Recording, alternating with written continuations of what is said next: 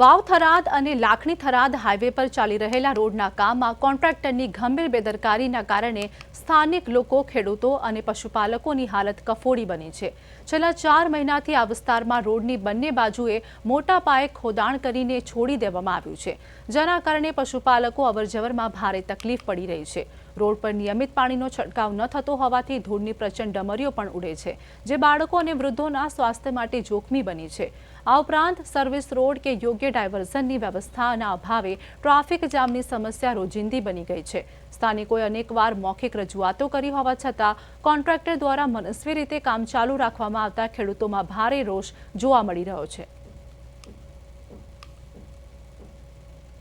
એ Deesa highway ઉપર આવેલી છે અને રોડની એકદમ અડીને આવેલી છે, જે તે કારણે ત્યાં જે નવીન રોડ બને છે,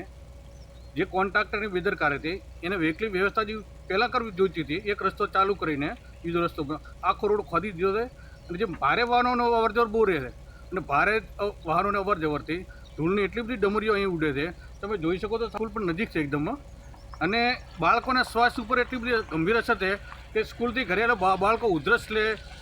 એવા બધા લક્ષણો દેખાય છે બાળકોમાં, એટલે બાળકોને ગંભીર બીમારી થઈ શકે છે। એનાથી વધારે ખતરનાક એ વસ્તુ છે કે બાળક છૂટે છે ત્યારે વાહનોની બહુ અવરજવર છે, ધૂળની ડમરીઓ છે, તો કદાચ કોઈ સ્પીડમાં બાળકને સાથે કોઈ અગત્યની ઘટના બની જાય, કારણ કે ધૂળની ડમરીઓ ડ્રાઈવરને પણ દેખાતો ના હોય। એટલે અમારી ખરે એક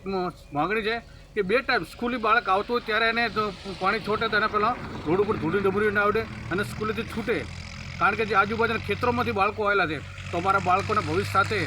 કંઈ પણ ઘણી ઘટના બને એના માટે વાલીઓ આજે ચિંતા વ્યક્ત કરી બધા ભેગા થઈ અને શાસન પ્રશાસનને, ખાસ અમારે કોન્ટ્રાક્ટરને આ બાબતે એની ઘોર બેદરકારીને કારણે